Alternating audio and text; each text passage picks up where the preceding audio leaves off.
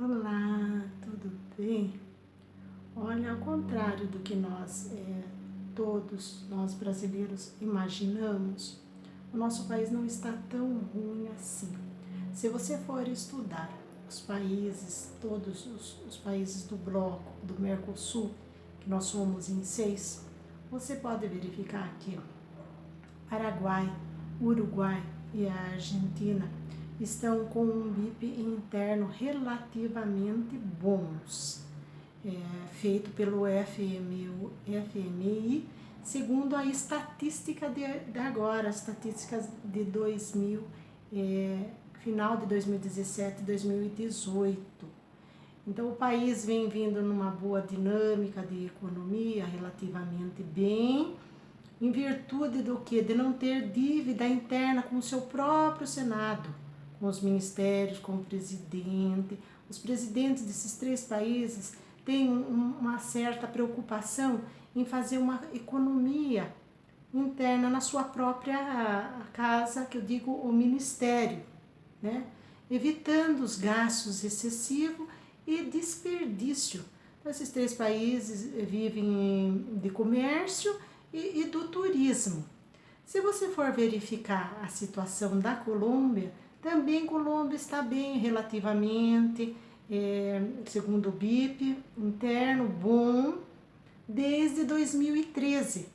Aquela ideia de narcotráfico, de perigo que existia na Colômbia, também houve uma melhora porque houve um investimento do governo nas fronteiras. E a partir de 2013, a Colômbia vem trabalhando com uma boa dinâmica, também vivendo à custa do turismo, da extração de ouro e da pedra, na confecção de joias com ouro e a pedra esmeralda, exportando, né, essas joias. Se você for verificar o que está acontecendo no Brasil, em 2017, houve uma alta no nosso BIP, apesar de toda a problemática, houve uma alta no nosso BIP, né, que é um percentual interno bruto. Por que houve essa alta? Porque o governo começou a fazer cortes nos seus gastos, né? Então, a situação atual, agora estamos caminhando, digamos assim, para uma melhoria. O Brasil ele está vivendo de 45% de agronegócio e 11% apenas em indústria, né? O agronegócio ele subiu, ele foi para 13% em 2017 e veja bem você, ele estava no 0,3%. Então ele foi a 13%, que é uma boa dinâmica na economia do nosso país, que gera, né, a plantação dos alimentos e a criação de gado. Né? Então o Brasil ele tem exportado bastante a soja, o milho e o petróleo.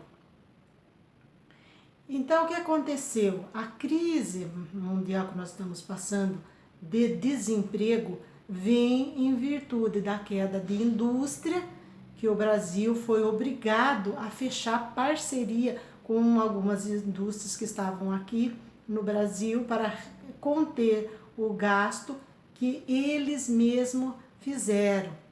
Então, o que acontece? Em 2008, o mundo passou por uma crise e recorreu a 28 bancos que detêm o poder do dinheiro, que é conhecido como Hidra. A Hidra, que é composta desses 28 bancos, veja bem, você negou a ajuda. De lá para cá, desde 1970, que a Hidra detém o poder do dinheiro. Os estados são sujeitos à mercê quase que 80% da Hidra. Por quê? A Hidra tem o quê? Ela tem o bens ativo, ela controla a taxa de juros, ela controla a taxa de câmbio, ela controla a moeda, o dinheiro, e ela tem os derivados, né? Derivados, o que seria? Derivados seria que se você, por exemplo, tem uma perua e você vai vender essa perua, o que você faz então? Ao invés de você vender, você começa a trabalhar com a perua, de modo que ela venha te dar um lucro mensal. Então, no primeiro mês, você pode tirar o lucro equivalente dessa perua como se você fosse vender ela no primeiro mês. Trabalhando com ela, você pode já ganhar no primeiro mês o valor. Então, isso chama-se derivado. Então, o mundo inteirinho gira em torno da dependência da Hydra, desses 28 bancos mundiais. Então, nessa crise de 2008, a Hydra virou a costa para a crise. Preferiu voltar para os seus interesses pessoais e excluso e voltou à costa, negando dinheiro, negando empréstimo para os países, sendo que a Hydra detém um poder enorme que daria para ela pagar 10 vezes a dívida do mundo inteirinho, 10 vezes. A partir daí de 2008, os países vieram caminhando com suas dificuldades e se refazendo, e o Brasil também veio caminhando com dificuldade. O que acontece? De 4 anos para cá, que coincidentemente dá com a gestão do presidente Maduro, o Brasil piorou. Né? O Brasil piorou em virtude de desvio de verba. Em virtude de desvio de verba, porque o Brasil, ele é um traidor da pátria. Ele começou a roubar ele mesmo, roubar o povo, roubar a si. Em virtude de desvio de verba, porque não é à toa que nós estamos aí com a Lava Jato, o Brasil começou a roubar o nosso dinheiro e investir em bancos da Suíça, e em virtude de dívida alta lá no Senado, com os senadores, com os ministros, com viagens em classe executiva, com bônus de pagamento para os juízes que têm condição, têm casa própria, ainda ganha R$4.000 para pagar auxílio moradia, valores altos do magistrado. Então houve esse desperdício interno grande, que você vai verificar que nos outros países, tirando a Venezuela, nos outros países não existe esse gasto excessivo, esse esbanjamento. Mas ainda existe uma luz no fim do túnel. A perspectiva de melhora eu achei grande quando eu vi a visita que teve aqui do vice-presidente dos Estados Unidos, Mike Pence, se reunido com Temer. Então você vai verificar ali na conversa que teve, digamos assim, né, uma conversa latino-anglo-saxão entre os dois, o nosso presidente Temer demonstra uma enorme gratidão, o que fica pior ali, o que prova a pior sem vergonhice do Brasil. Demonstra uma gratidão aos Estados Unidos, que vem vindo há muitos anos investindo no nosso país, que recentemente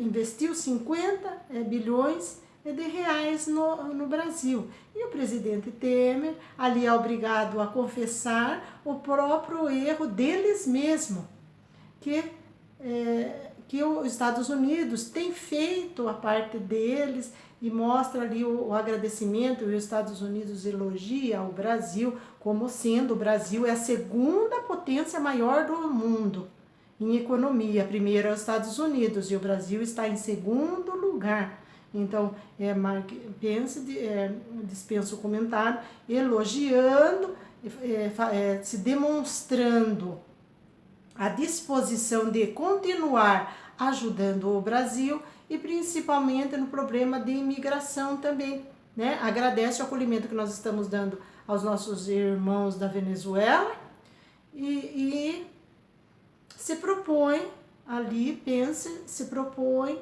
a continuar ajudando o Brasil, e o Brasil faz aquele papel feio de reconhecimento, que fica feio para ele, e de reconhecimento, de falta de administração interna, assumindo ali que o Brasil está ruim dessa forma, em virtude de desvio de verba, reconhecendo que não foi por falta de ajuda.